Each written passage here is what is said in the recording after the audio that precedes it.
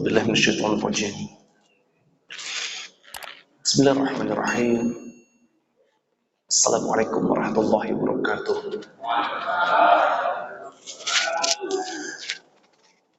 الحمد لله الذي هدانا لهذا وما كنا لنهتدي لولا أن هدانا الله.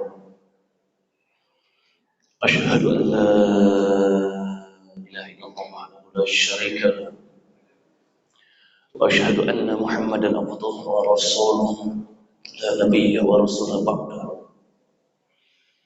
اللهم صل على سيدنا ونبينا وحبيبنا وشفيعنا وزخرنا ومولانا محمد صلى الله عليه وسلم. أما بعد فيا عباد الله، أوصيكم وإياي بتقوى الله وقد فاز المتقون.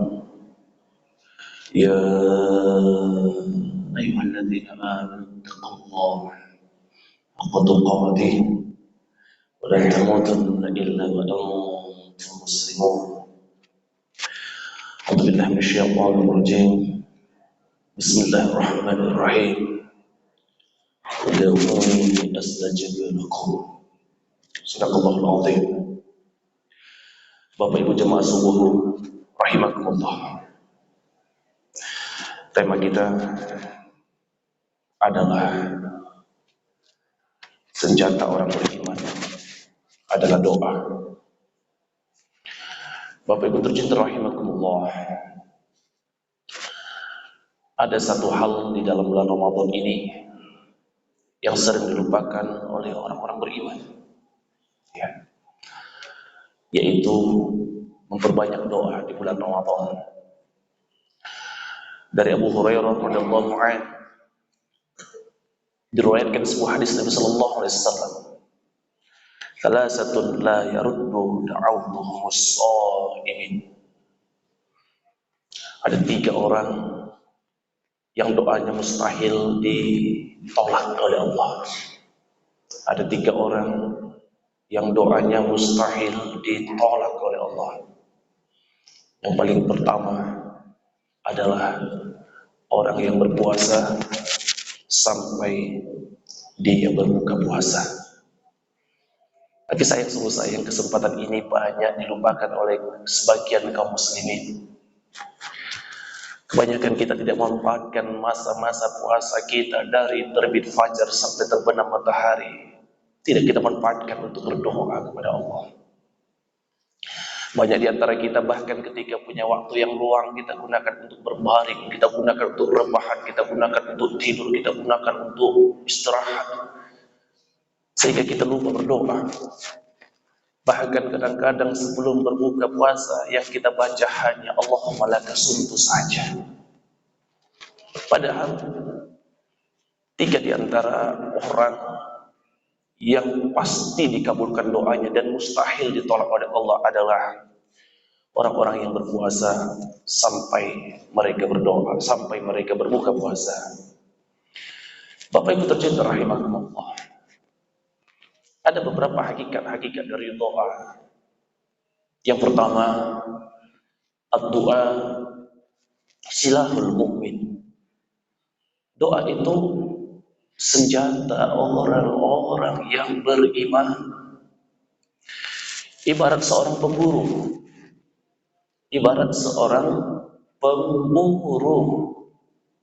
yang ingin mendapatkan hewan buruannya, seekor rusa.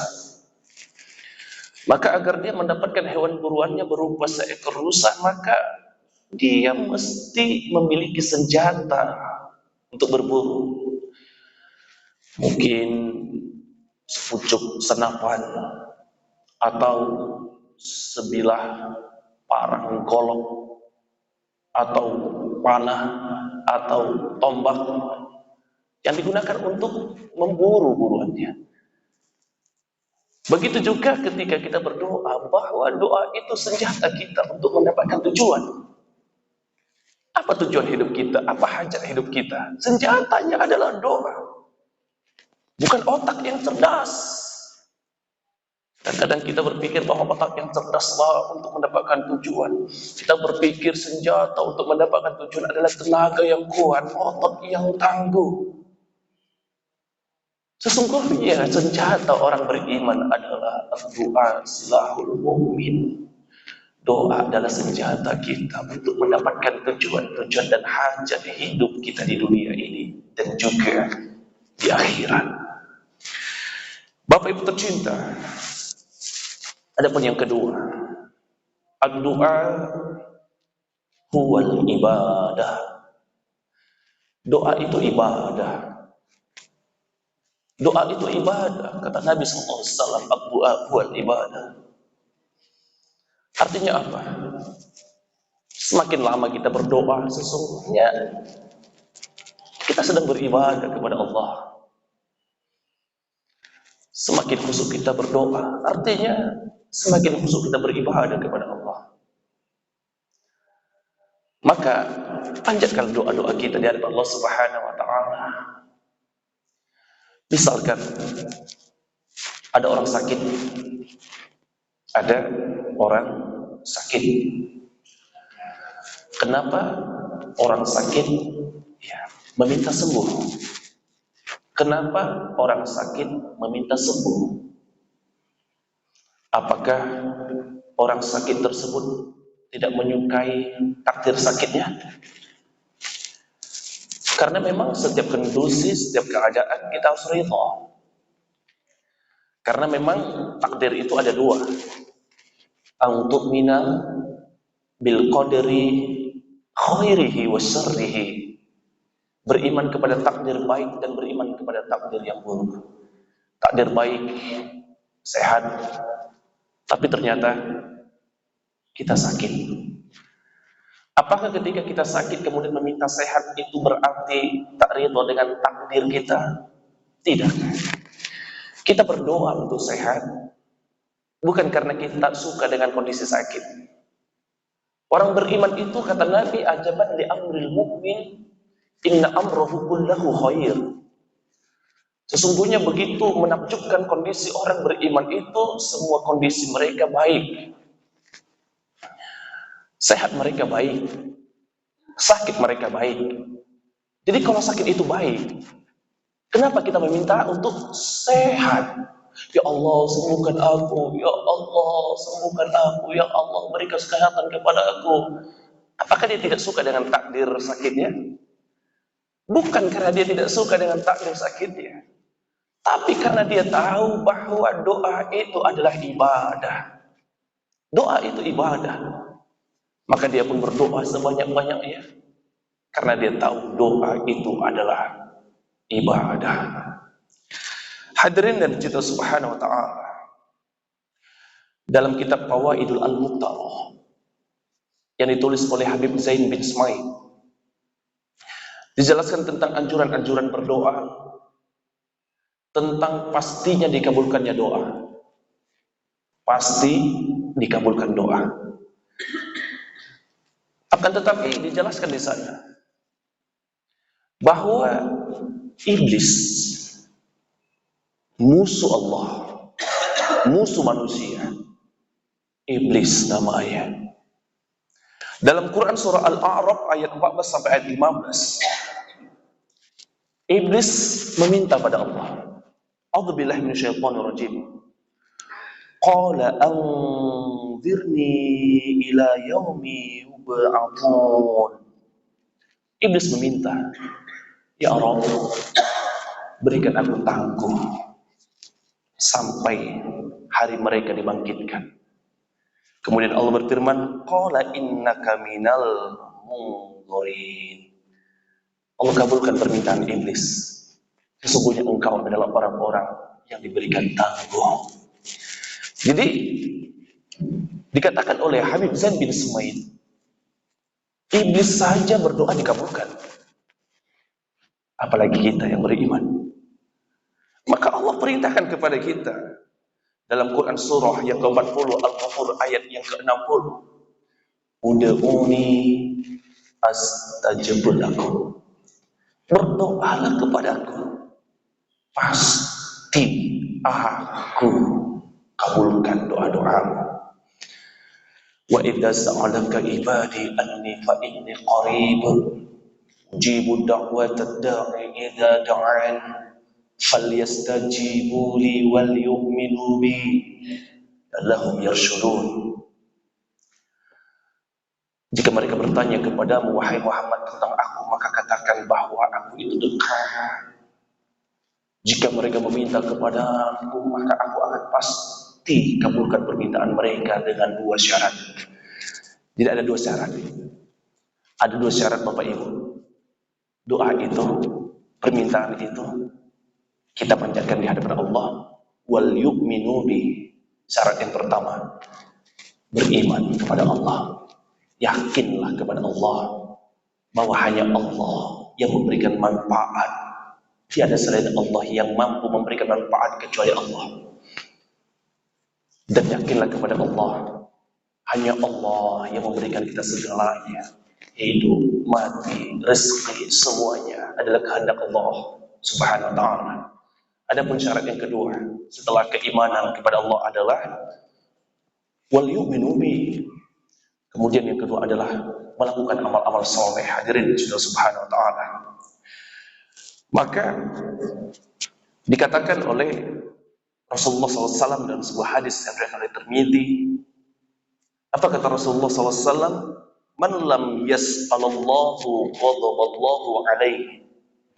Siapa yang tak mau berdoa, maka Allah akan marah kepadanya. Jadi Bapak Ibu, jangan enggan berdoa, nanti Allah marah. Habis sholat tak berdoa, habis sholat menghilang, habis sholat kabur. Doa dulu, meminta dulu kepada Allah Subhanahu wa ta'ala. Karena kalau kita tidak berdoa, maka Allah akan marah kepada kita. Satu hal yang harus kita tegaskan, bahwa semua doa pasti diijabah jika memenuhi syarat yang dua tadi. Yang pertama adalah beriman kepada Allah, dan yang kedua adalah ketika kita dekat dan melakukan yang Allah perintahkan. Akan tetapi di dalam kitab Fawaidul Al-Mukhtarah itu juga dijelaskan oleh Habib Zain bin Sumaid tentang 4 cara Allah mengabulkan doa. 4 cara Allah mengabulkan doa.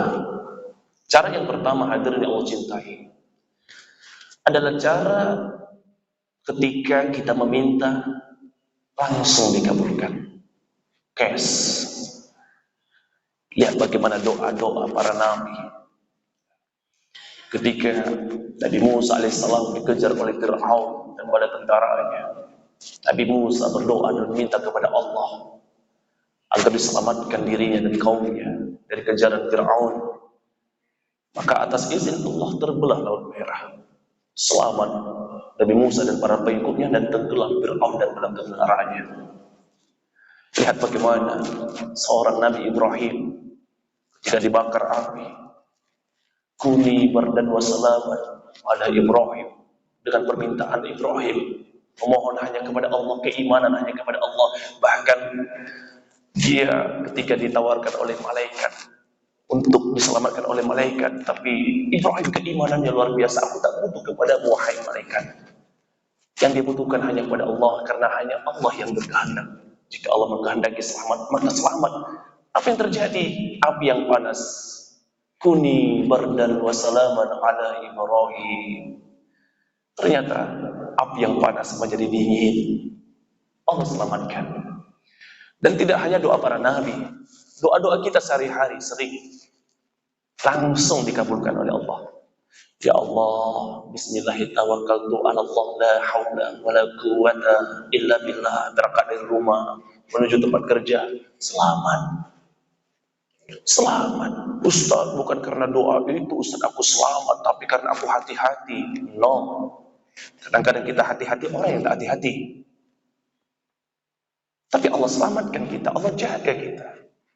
Atau ibu berdoa di rumah menunggu kedatangan suami, ya Allah sudah jam 5, ya Allah suamiku pasti sudah siap-siap pulang, ya Allah selamatkan suamiku sampai ke tempat tujuan, ke rumah kembali dalam keadaan sehat walafiat. Alhamdulillah sehat.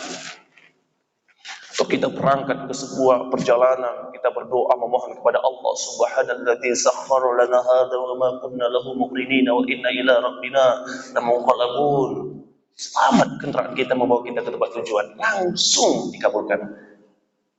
Di situ kita meminta, di situ diturunkan keberkahan kepada kita. Bahkan kadang-kadang saat kita memiliki kesulitan hidup, ya, dengan keimanan hanya Allah, seperti yang dibaca oleh Bapak Imam kita tadi, bahwa setelah kesulitan pasti ada kemudahan. Keimanan dulu syarat doa itu, keimanan dahulu. Setelah dia berdoa, ya Allah mudahkan aku, ada saja jalan keluar. Wa may yattaqillaha yaj'al lahu makhraja. Orang yang hanya bertawakal, menyerahkan kesulitan hidupnya hanya kepada Allah, pasti akan Allah mudahkan, langsung dimudahkan. Sering sekali kita berdoa langsung dikabulkan. Sehingga kadang-kadang kita langsung meneteskan air mata, ya Allah, baru lagi aku meminta sudah datang. Karena ada memang doa yang langsung dikabulkan, tanpa menunggu nanti, tanpa menunggu esok, tanpa menunggu bulan depan, tanpa menunggu tahun depan, langsung dikabulkan saat si hamba meminta. Tapi ada yang kedua dari mencintai. Tak selamanya doa itu langsung, ya Allah aku minta duit, ya Allah kayakan aku, banyakkan duitku, langsung jatuh dari langit. Ya kadang-kala bukan seperti itu. Tapi ada cara Allah yang kedua untuk mengabulkan doa. Tidak langsung, tapi ada doa itu yang ditunda. Ditunda pengabulannya. Allah tahu betul timing, waktu yang tepat untuk memberikan hajat itu kepada seorang hamba. Misalkan ada seorang hamba berdoa, seorang jomblo berdoa, ya Allah, sudah 2023, belum ada juga hilal jodoh ya Allah. Saya mohon padamu ya Allah, jangan sampai berlalu 2003 ini tanpa seorang pendamping yang setia dan juga yang akan menjadi istriku. Habis 2023 tak juga dapat jodoh. Apakah Allah tuli? Apakah Allah tak mendengar doa si hamba? Dia beriman pada Allah, dia melakukan perintah Allah, tak juga ada hilal jodohnya. Sampai 2023 berakhir, 2024 sudah datang, belum juga berjodoh. Apakah Allah tak mengabulkan doanya? Husnuzon kepada Allah. Ana inda dhanni abdi bi, aku tergantung prasangka hambaku terhadapmu. Yakinilah, hadirin Allah cintai, bahwa ada cara Allah mengabulkan doa yang kedua. Ditunda, Allah tahu. Jadi kalau meminta itu pakai adab. Meminta itu pakai adab. Jangan langsung, ya Allah, pokoknya tahun ini harus nikah ya Allah. Aku tidak mau tahu ya Allah. Pokoknya tahun ini ya Allah. Tidak ada cerita ya Allah. Pokoknya tahun ini. Tidak boleh. Tidak boleh kita harus memaksa ataupun, karena yang tahu timing waktu yang tepat untuk mengabulkan doa seseorang itu Allah. Allah tahu, jomblo, nantilah menikah 2025. Aku udah takdirkan jodohmu. Sekarang waktunya engkau untuk membenahi diri, perbaiki akhlakmu, dewasakan dirimu. La tahzan, jangan bersedih, jangan berduka. Semua ada waktunya. Atau contoh, ada seorang meminta, ya Allah, tetangga kanan udah punya mobil, tetangga kiri udah punya mobil, tetangga depan udah punya mobil, tetangga belakang udah punya mobil, tinggal aku ya Allah. Aku mohon padamu ya Allah, tahun ini ya Allah mobil. Saya mohon padamu ya Allah, berikan aku mobil. Tak juga punya mobil. Apakah Allah tuli? Apakah Allah buta? Apakah Allah tak mendengar? Ada cara Allah mengabulkan doa. Mungkin ditunda, nabung dulu, ditunda. Mungkin nanti dia targetnya 2023, tapi Allah maunya 2025 misalkan. Bersabarlah. Yang pastinya doa orang beriman pasti dikabulkan. Tapi ada yang langsung, ada yang ditunda, sebab Allah tahu waktu yang paling tepat untuk mengabulkan doa sang hamba. Yang ketiga hadirin, ada doa yang langsung dikabulkan, ada doa yang ditunggu dulu, sabar dulu, ditunda, karena Allah yang tahu kapan waktu yang tepat. Yang ketiga adalah ada doa itu yang diganti. Dia meminta, ya Allah beri aku mobil, tak punya mobil, karena Allah mungkin menggantinya dengan sesuatu yang lebih baik. Kau tak butuh mobil, naik motor Mio saja udah cukup. Yang kau butuhkan itu bukan mobil, yang kau butuhkan itu kau sehat, anakmu sehat, istrimu sehat. Kau tak butuh mobil. Jadi diberikan dirinya sehat, anaknya sehat, anaknya sejak lahir sampai sekarang tidak pernah sakit, tidak pernah demam. Jadi diganti dengan yang lebih baik. Karena Allah berfirman, wa asya'an takrahu syai'a wa huwa khairul lakum. Ada kalanya menurut kita sesuatu itu tak baik, tapi menurut Allah itu yang terbaik.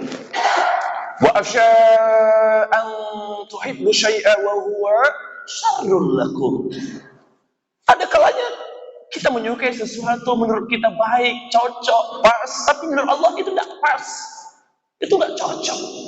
Jadi Allah Maha tahu apa yang kita butuhkan, Maha tahu apa yang kita perlukan, Maha tahu apa yang sebenarnya kita inginkan dalam kehidupan ini. Sama seperti perkataan seorang sufi bernama Rabi'atul Adawiyah. Jadi Rabi'atul Adawiyah berkata, jika aku berada di tempat yang panas, aku tidak pernah meminta agar dipindahkan Allah ke tempat yang dingin. Sebab berada di tempat yang dingin adalah keinginanku, sedangkan keinginan Allah adalah aku berada di tempat yang panas. Mana yang lebih baik Bapak Ibu? Keinginan kita atau keinginan Allah?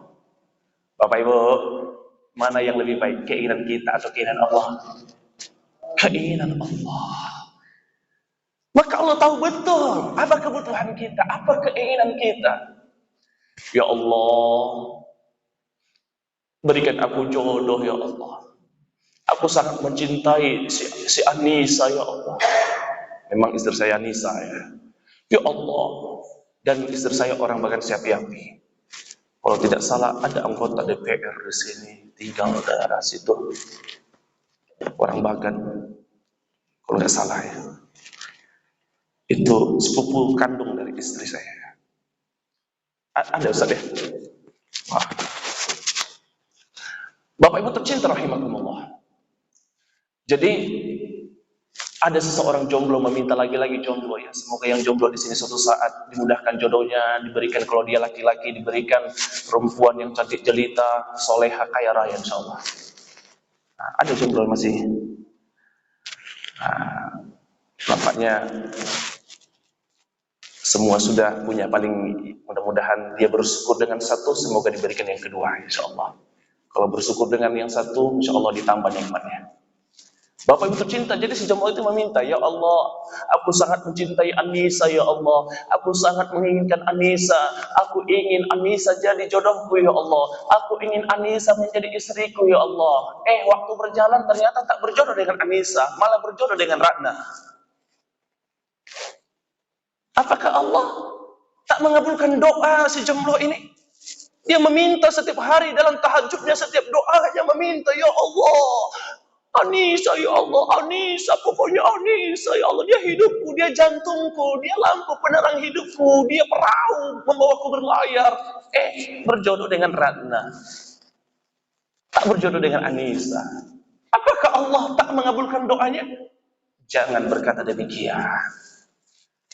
Allah tahu yang cocok untuk kita, diganti dengan Ratna. Karena Allah tahu, jomblo, kau nggak cocok sama si Anissa tuh, nggak cocok. Kau cocoknya sama Ratna, makanya aku jodohkan dengan Ratna. Kalau kau jodoh dengan Anissa, bahaya nanti. Kau itu karakternya keras, si Anissa karakternya keras. Kalau yang keras sama yang keras disatuin, nanti bisa pecah.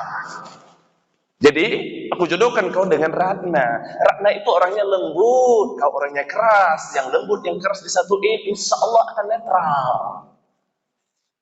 Allah tahu betul. Yang terakhir hadirin, cara Allah mengabulkan doa seorang hamba adalah dengan ketika di dunia tidak dikabulkan sampai matinya, tapi disimpan doanya, disimpan selama di dunia, tak dikabulkan di dunia, tapi nanti diberikan di akhirat. Ada seorang suami istri berdoa, ya Allah, berikan kami anak, berikan kami anak, berikan adik kami anak, Rabbi habli minas solihin, berikan kami keturunan yang soleh, soleha, sampai meninggal dunia tak punya anak. Ada bapak ibu, pasangan suami istri sampai meninggal tak punya anak? Banyak. Apakah mereka tak pernah berdoa? Padahal mereka soleh, soleha, sholat, tahajud, puasa, beriman, taat. Tapi sampai meninggal dunia permintaan mereka agar punya keturunan tak kunjung diberikan. Apakah Allah tuli? Apakah Allah budak? Apakah Allah tak punya hati dan penyayangnya? Apakah Allah tak menyayangi mereka dengan tak memberikan anak? Ada doa yang disimpan. Di dunia tak diberikan, tapi di akhirat diberikan kebahagiaan, diberikan keturunan-keturunan, diberikan pendamping-pendamping yang tak pernah terlihat oleh mata kebahagiaannya, tak pernah dirasakan oleh diri kebahagiaannya. Bahkan kita meminta, ya Allah berikan aku mobil, sampai mati tak punya mobil. Nanti diberikan di akhirat nanti kendaraan, perhiasan, tempat tinggal yang mewah, di mana kemewahan dan juga fasilitas yang ada di surga tidak ada bandingnya dengan yang kita inginkan di dunia ini. Maka hadirin yang Allah cintai, tetaplah berdoa. Ad-du'a huwa ibadah, ad-du'a silahul mu'min. Jangan pernah lalai beribadah, jangan pernah lalai berdoa, apalagi saat kita berpuasa, karena doa orang yang berpuasa mustahil ditolak oleh Allah Subhanahu wa taala. Demikian barangkali yang dapat disampaikan Bapak Ibu tercinta rahimahullah. Jangan lupa di bulan Ramadan berdoalah selalu. Subhanakallahumma rabbana bihamdik, asyhadu an la ilaha illa ant, astaghfiruka wa atubu ilaik. Assalamualaikum warahmatullahi wabarakatuh.